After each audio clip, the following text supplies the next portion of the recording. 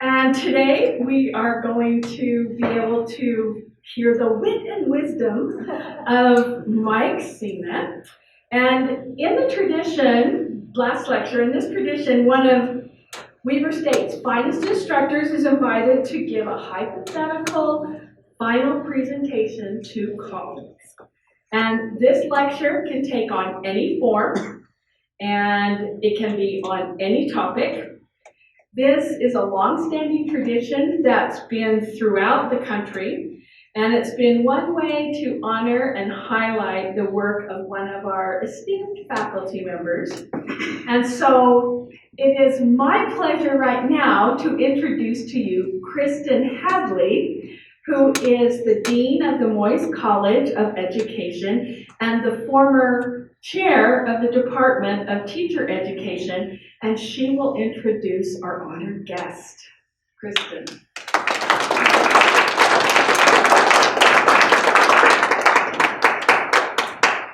It is indeed an honor to be able to introduce Mike Cena. I first met Dr. Cena in February of 2005 when I came on campus for an interview.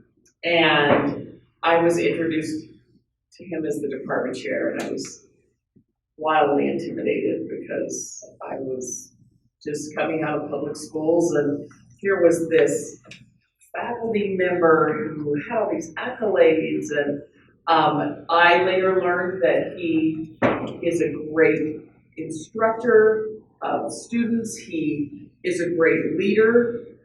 In my very first semester, we did NCATE accreditation, which gratefully I didn't really have to participate much in because I knew nothing at that point. But he masterfully led us through that accreditation and beyond.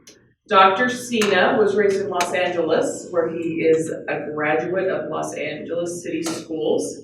He graduated twice from Brigham Young University. If you ever want him to talk a long time, ask him about opera. And he can go on and on and on. I think kind of like Wagner, right? Goes on and on and on. His specialty is elementary reading and language arts, which he's helped so many of our students learn those topics. He has been, after teaching for 18 years, he came to Weber State in what year? 1994. 1994, so he's been here for a significant number of years. I should be able to do that in my head because now I think 25 years, right, sure. We are so pleased to be able to hear from Dr. Cena today. Mike.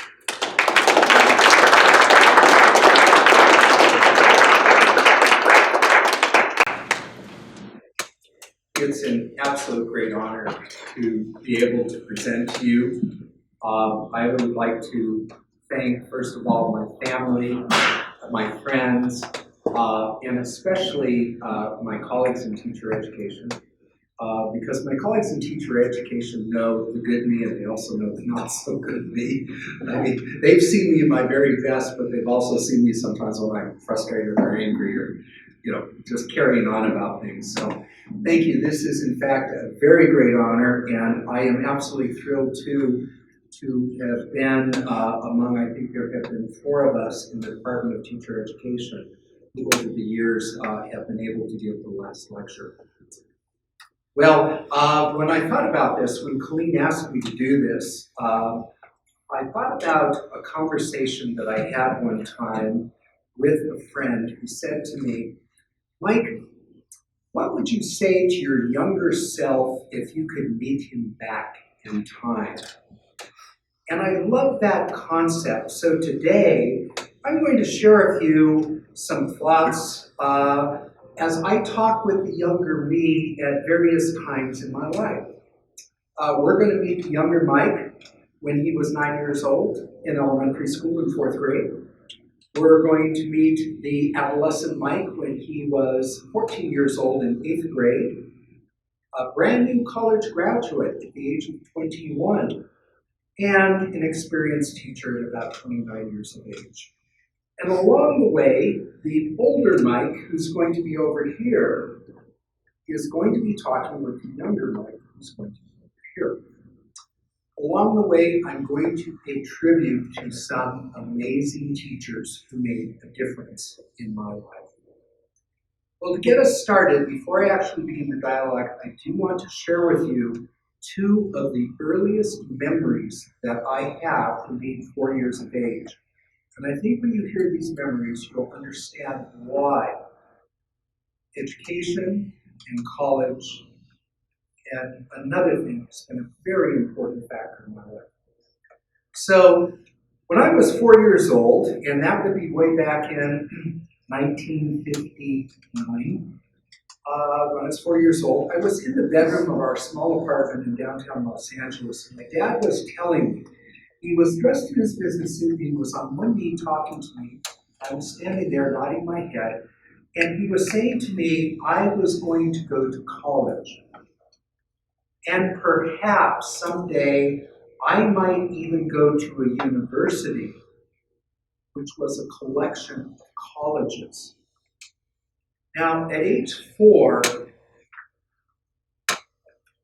I had no idea what college was, but I knew that it was something important and I was supposed to go there. I should add that my father's family were from Italy, my mother's family from Germany. They were fleeing the isms of the early 20th century. My father's first language was Italian, and he joined the U.S. Marines at age 18 to get away from the leather canneries. Practically the only jobs open for Italian, Portuguese, and Greek immigrants in the community in Massachusetts where we grew up. Second memory from 1959 is that I'm in that same bedroom, but I'm dancing. Now, that's not so unusual because 4-year-olds dance all the time, but I got to choose the music. And we were dancing to the third movement of Beethoven's Seventh Symphony. And Tom Priest could probably tell you the significance of that, but I'll leave that for later on. So let's go ahead and begin the dialogue, and we're going to go back in your mind's eye to the year, if you were around, 1964. I was 9 years old, and I'm in 4th grade. So young Mike, it seems like you really liked school this year. Yes. I've got this really amazing teacher, Mr. Wendell Manello. We're doing all sorts of fun stuff, like lots of science and math, and we're even building things. And he told us we're going, with our parents' permission, to go camping with him and his wife along the Colorado River. Well, that sounds pretty amazing. Did you actually go camping? Yeah! A whole group of us went, and I even got to eat rattlesnake meat along with my scrambled eggs. That must have been quite a memory. It was, but what I remember the most about Mr. Manello's class were the science projects. We were always doing science. We even made a model of the spaceship Taurus that was just launched a couple of months earlier to facilitate communications. And one day, Mr. Manello said that we were going to make wireless headsets so he could tape record lessons, and we could listen to those lessons wirelessly while he was teaching other students. And I remember we were wrapping lots of copper wire, and then we put the headsets in, and he would plug something into the tape recorder, and we could hear his voice without any wires being plugged into the tape recorder. And I remember working on a transportation unit on the aircraft industry, and we even made a salt dome map of California. The coastal ranges, the Sierras, the Imperial Valley, the Central Valley, and even San Francisco Bay. Oh, and I forgot, on the first day of class, we did something incredible. We crushed a can with air pressure. He brought in this large can and put it on a hot plate and got water boiling, put the lid on it, and turned the power off on the hot plate.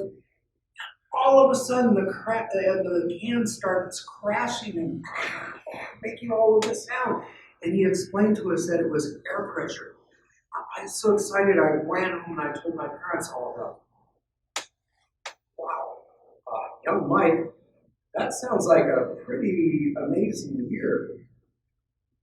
But is there something you remember that maybe wasn't so amazing about that year?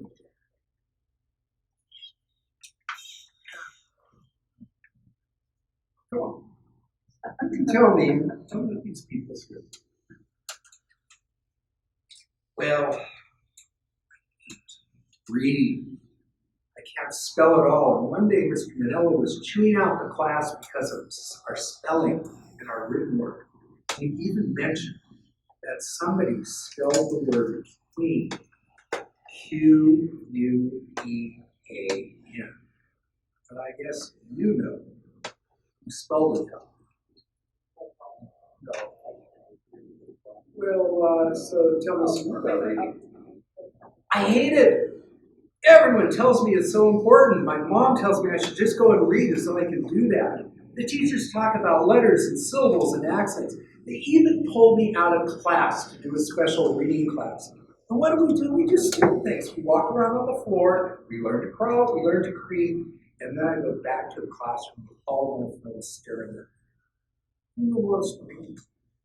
You got a D in the handwriting. I'm never going to learn to read.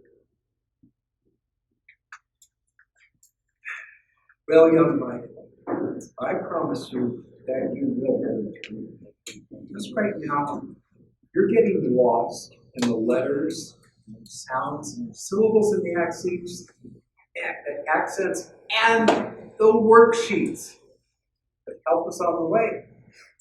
I happen to have a book right here that is going to come into your hands. 6th grade. Adam Langle's A Wrinkle in Time. You'll learn much later that what you will experience with wrinkle is what the scholar Louise Rosenblatt described in 1938 as an aesthetic literary experience. You're going to be captivated by wrinkle. You won't be able to put it down. You'll reread it over and over again, and you'll try to figure out the meaning of that last chapter that really was not written for children. And young Mike, a long time from now, you're going to meet Madeline Lingle, and you're going to tell her how much a wrinkle made in the difference for your life.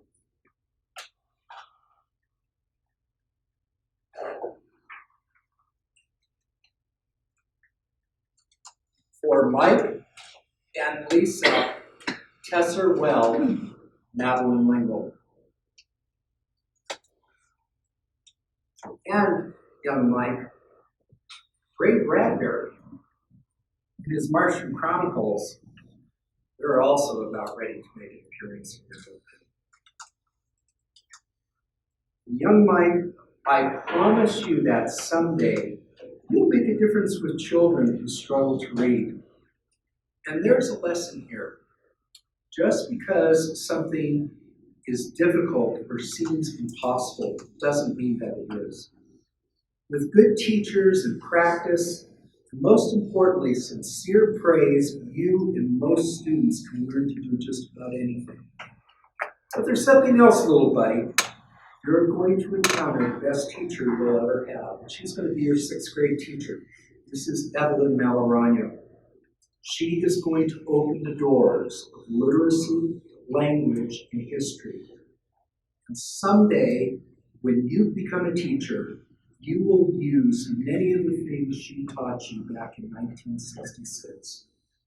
That's the type of impact she will have upon you and your learning.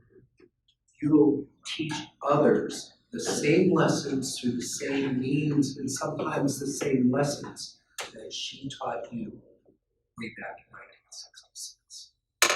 But there is a sad thing to this young lady. It's sad because she's going to die when you're in 8th grade. And this is going to be one of the first times that you'll experience loss through death of somebody you cared and loved very deeply. But Mrs. Malorano will go forever in your heart, and you will remember clearly, even in your old age, her voice, her lessons, and most of all, her belief in you. So let's fast forward to 1968, and now, Mike, you're in the 8th grade with Mr. Leonard Kaz. And boy, is he going to make an impression and influence on you. Ah, the Habsburgs in Austria, the Hohenzollerns in Prussia, the Romanovs in Russia, and the Windsors in England. Only they're not really English, they're Germans. They just took the name of their castle.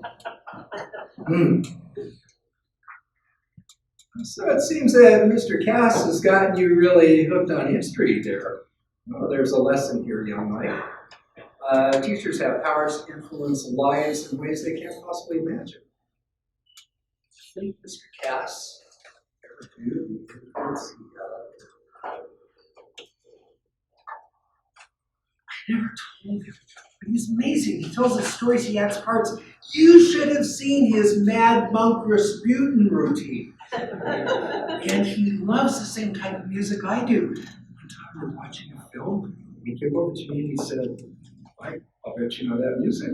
Of course, it was Beethoven's Leonore Overture No. 3, not to be confused with No. 2. And I told him, and he gave me a great big smile and he said, you're amazing. So, you and he really connected. Yes, art and history and music. Hey, did you know Frederick the Great spoke French and even played the flute? Really? It was Mr. Cass who made me want to become a teacher. And there's a girl in my class, she plays the oboe when we talk about Beethoven's Eggman Overture. You're hopeless. What else do you remember? Well, it was like it was alive. And the literature. He even said it in class. Damn. Oh, damn spot, out I say. 1, 2. Why then? It's time to do it.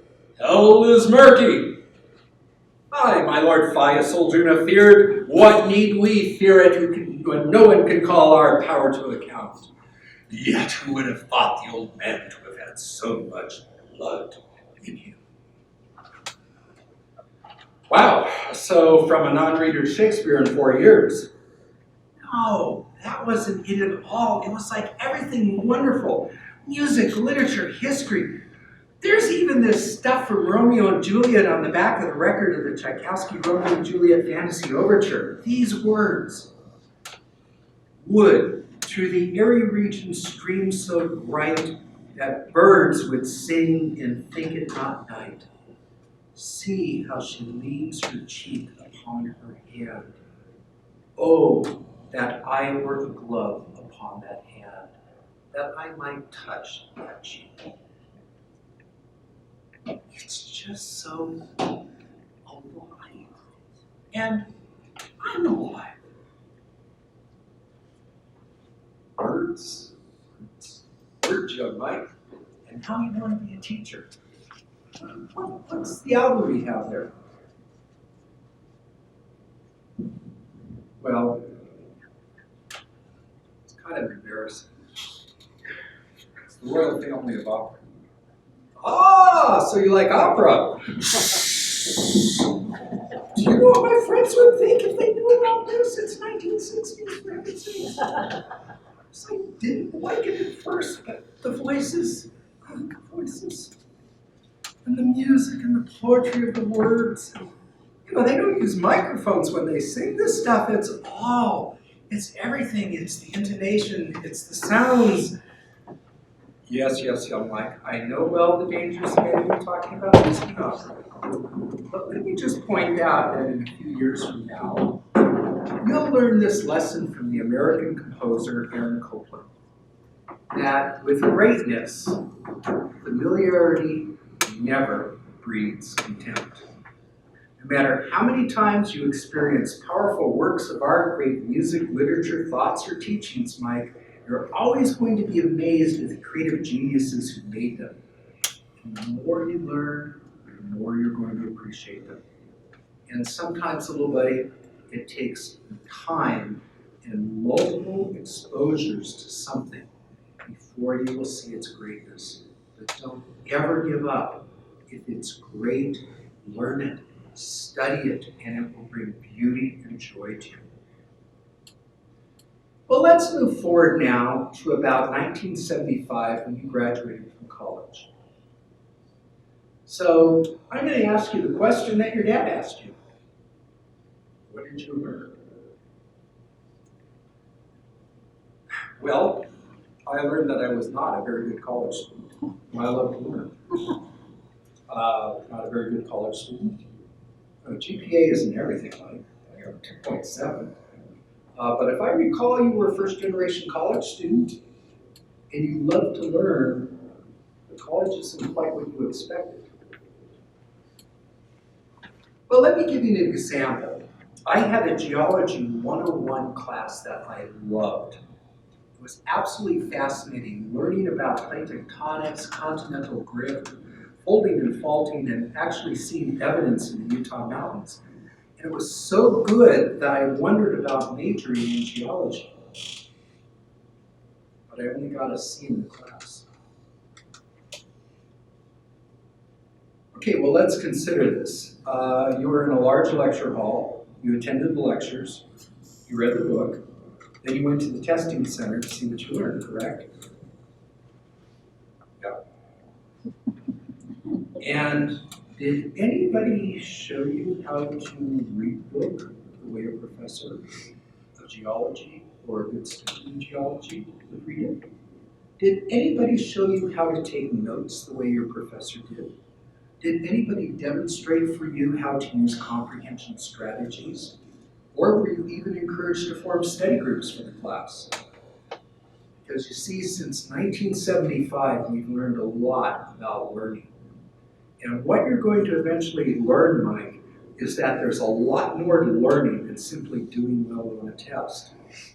And by the way, here's a big lesson for you, Mike. You will be able to learn just about anything if you remember these things. People tend to learn easier and quicker about things they already know.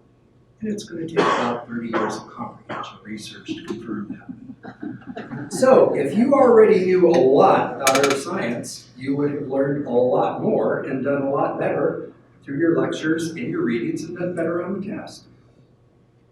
Another thing, Mike, quality teaching involves intensive preparation of learning.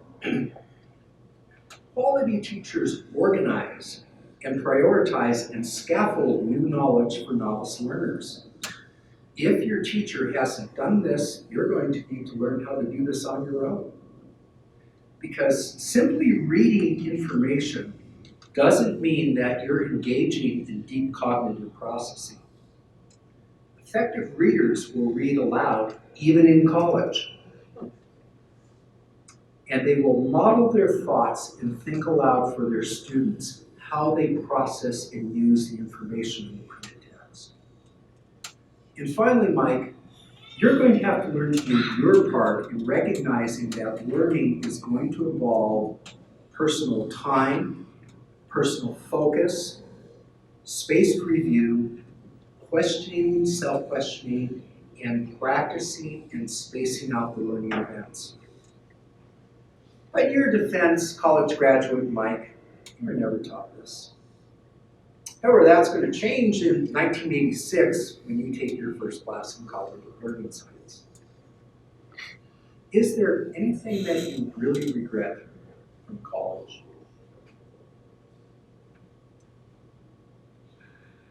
Well, Dad wanted me to go study abroad in Paris for a year, and I didn't do it. He even said he'd pay for it. I told him I just wanted to graduate so I could go teach and earn a living.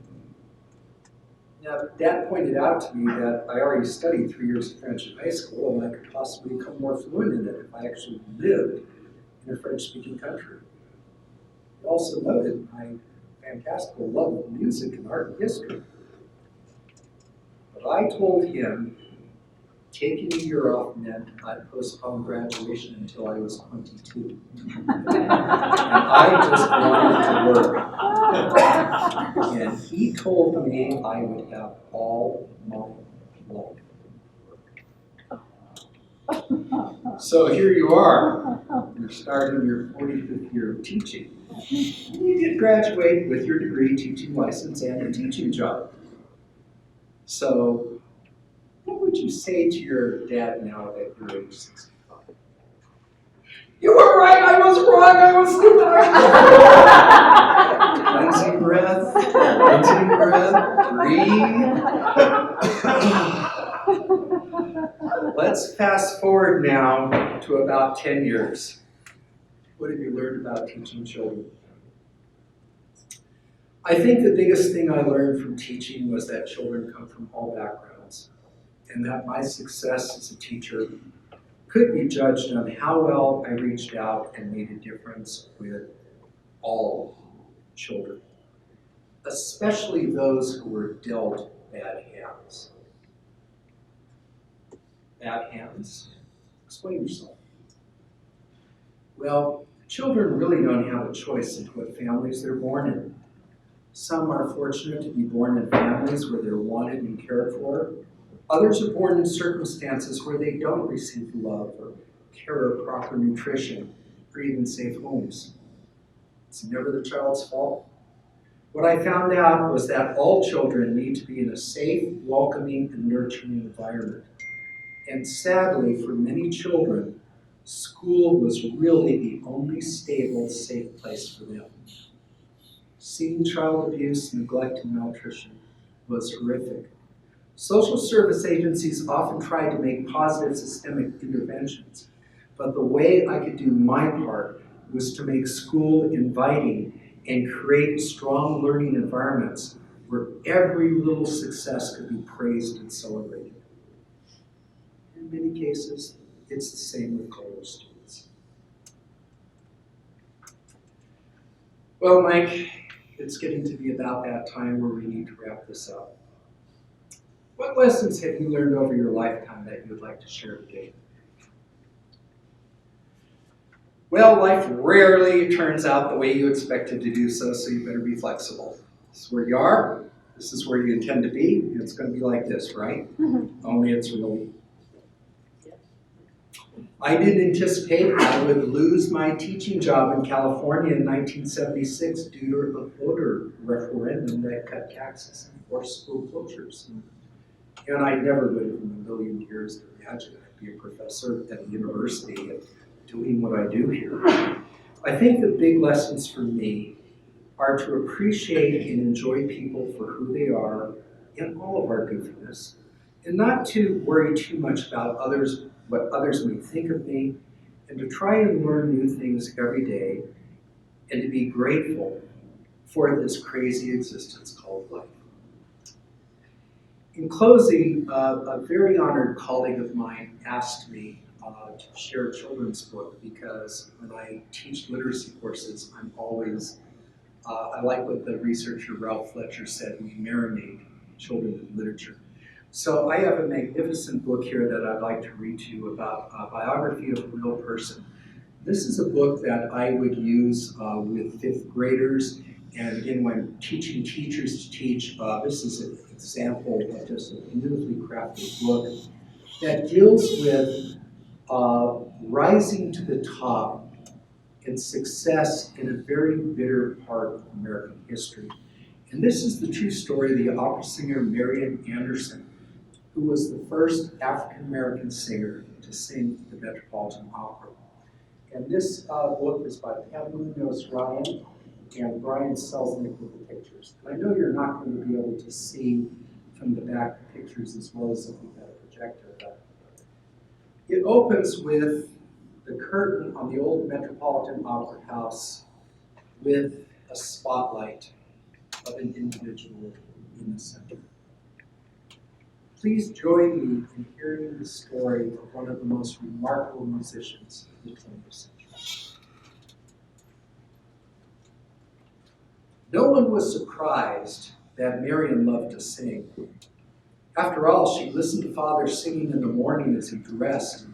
Mother often hummed while she worked in the kitchen. And sometimes Marian and her little sisters, Ethel May and Elise, sang songs all afternoon. Let us break bread together on our knees, Let us break bread together on our knees. When I fall on my knees with my face to the rising sun, O Lord, have mercy on me.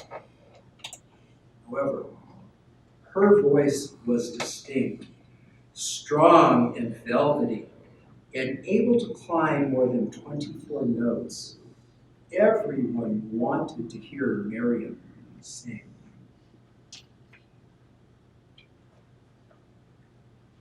Alexander Robinson, the choir director at the Union Baptist Church in South Philadelphia, wanted to hear Miriam sing, even though she was not quite 8 years old at the time. And she sometimes sang too loudly. He asked her to perform a duet with her friend Viola Johnson. And as Viola sang the high part, Miriam sang the low, and their voices blended together like a silken harmony. Dear to the heart of the shepherd, dear are the sheep of his fold. Dear is the love that he gives them, dearer than silver or gold. The church folks started whispering, followed out with out-and-out talking about Miriam's remarkable gift. Neighborhood churches heard the news and invited Miriam to perform. One advertisement said, "Come and hear the baby contralto, 10 years old." And people came.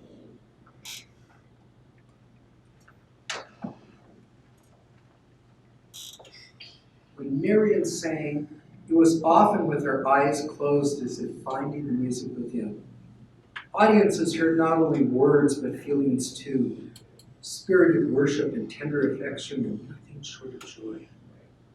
She was chosen for the celebrated People's Chorus, 100 voices from all the black church choirs in South Philadelphia. She was one of the youngest members and had to stand on a chair so those in the back could see the pride of South Philly. Her father was proud too, but protective. He didn't want anybody taking advantage of his child. Father's love made Miriam seem very important.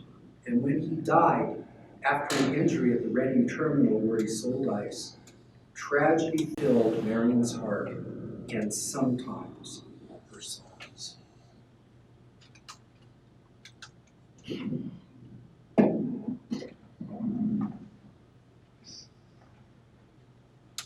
Mother was happy for Miriam's successes, but reminded her that no matter what she studied, to take a little extra time to do it very well. Well, Miriam didn't need any encouragement when it came to singing. She practiced each part of her song and learned all the other parts too. For her, music was serious business, and more than anything else, she hoped one day to go to music school.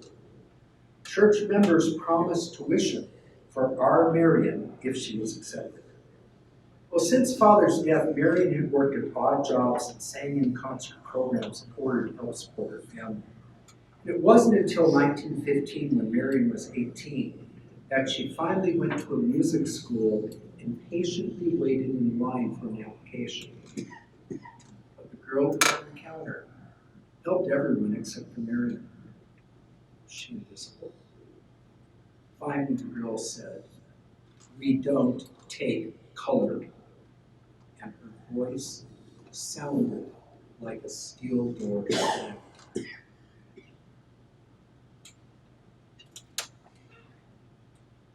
Miriam knew about prejudice.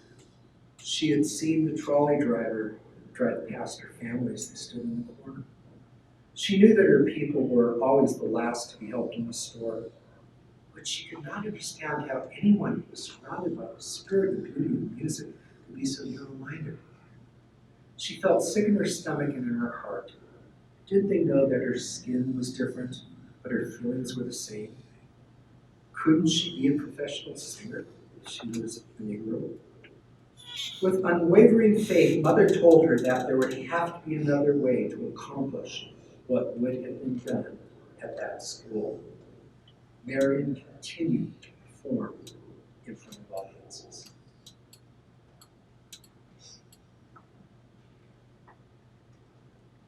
When Miriam saw a Metropolitan Opera production of the tragic opera Madame Butterfly, thoughts of formal music education again came to her mind. She wondered what it would be like to sing on a grand stage, act out a dramatic role, and wear beautiful costumes. Passion music inspired her, and she was determined to study. But opera was simply the sun and the moon, a dream that seemed so, so far away.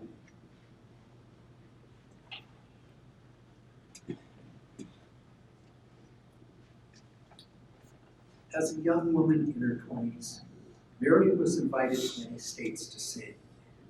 Sometimes she traveled with her accompanist by train, where they were seated in the dirty and overcrowded Jim Crow car reserved for blacks. When she arrived at her destination, she often sang the same program twice to separate audiences, one black and one white, or to segregated groups with whites in the best seats and blacks in the balcony. Many times she was welcomed enthusiastically by her audiences and then could not get a hotel room because of her race. No matter what humiliation she endured, Marion sang with her heart and with her dignity. Her voice left audiences weeping or in hushed awe as they strained to hold on to the memory of every opulent note.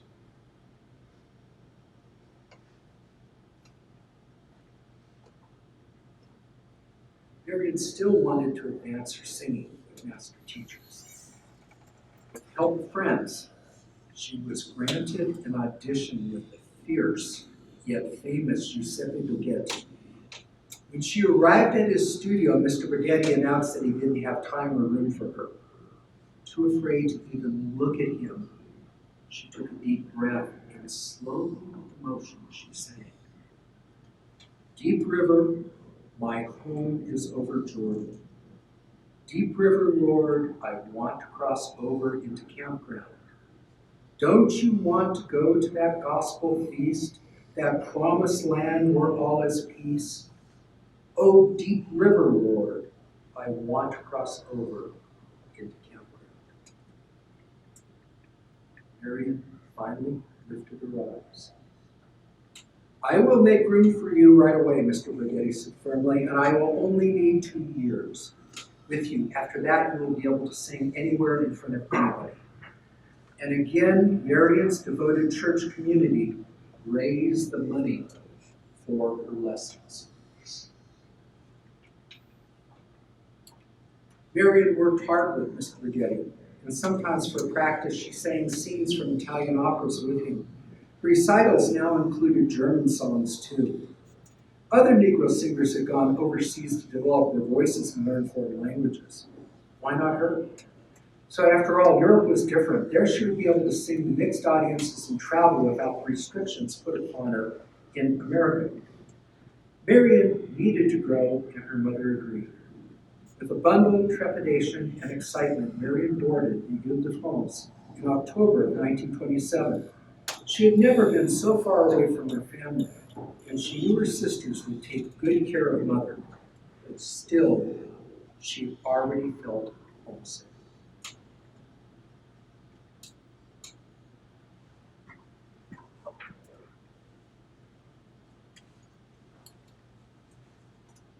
Marion studied and was eventually able to perform in concert halls in Norway, Sweden, Finland, and Denmark.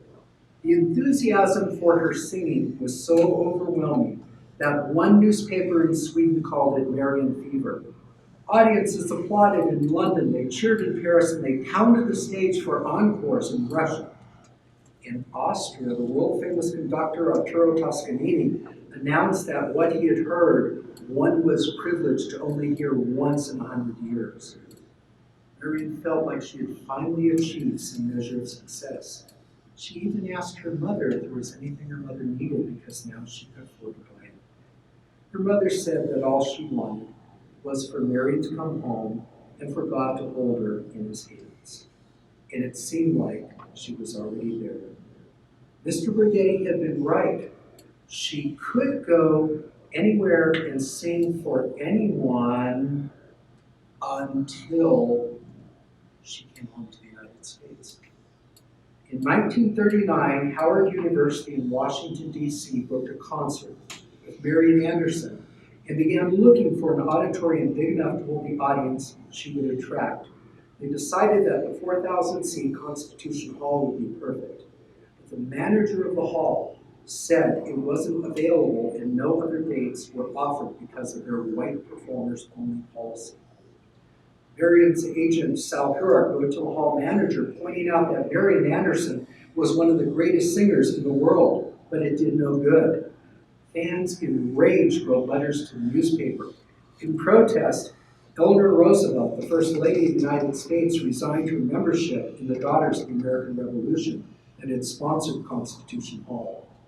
Howard University then tried to reserve a large high school auditorium for an all-white school, but again they were denied. Wasn't there someplace in our own country where Marian Anderson's voice could be heard? Committees were formed and held, and finally, with President Franklin Roosevelt's approval, the Department of the Interior of the United States government invited Marian Anderson to sing on the steps of the Lincoln Memorial on Easter Sunday. Her country was offering her a momentous invitation, but she had concerns. Would people protest? Was it dangerous? Would anybody come? Examining her heart, Miriam realized that although she was a singer first and foremost, she also had become a symbol of her people, and she wanted to make it easier for the generations who would follow. So she said yes. Standing in the shadow of the statue of Abraham Lincoln, waiting to be called out, she read the engraved words, "This nation under God shall have a new birth of freedom." Marian Anderson looked out on a river of 75,000 people. Her heart beat wildly. Would she be able to utter one note? She took a deep breath and felt the power of her audience's goodwill surge toward her. Marian's sisters in her row were there too. And Marian stood tall, and then she closed her eyes and sang, "My country, 'tis of thee, sweet land of liberty, let freedom reign." A roaring cheer followed every song. At the end of the program, people pleaded for more. And when she began her thought-provoking encore, "Oh, nobody knows the trouble I've seen, nobody knows my sorrow," silence again settled on the multitudes.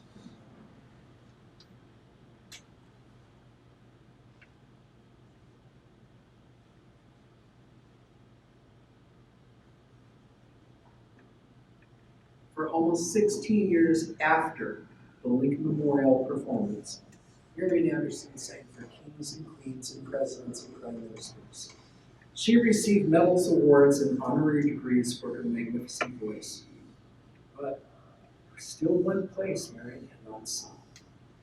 And when she finally was invited, a dream came true. Marian wondered how people would react. No Negro singer had ever done such a thing. She would be the first. She didn't need to worry. After she signed the contract, someone said, "Welcome." An open-eyed excitement charged the air, and as Marian waited in the wings, the orchestra began. Her stomach fluttered. She walked onto the grand stage, and trembling, she straightened her costume and waited for the pounding music she knew to be her cue. Tonight was to be her debut with the Metropolitan Opera. At long last, she had reached the sun and the moon and the stars.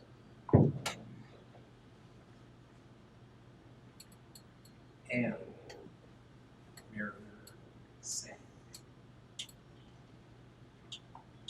When I teach this book in class, and I would encourage you when you get a chance, look up Marian Anderson Lincoln Memorial at UCLA has preserved the performance.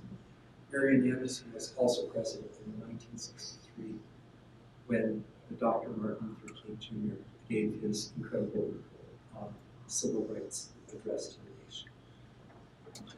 So here I am going to be the old Mike for one more minute.